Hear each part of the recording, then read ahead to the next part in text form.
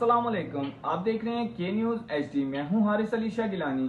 Smuggling का अनोखा वाकया मंजर आम पर आ गया। इंसानी पेट में मंशियात स्मगलिंग तो आपने देखी होगी, मगर आज के न्यूज आपको मंशियात फरोशों का ऊंट के पेट में मंशियात स्मगलिंग का अनोखा वाकया दिखाएगा। मुलाहिजा फरमाइए।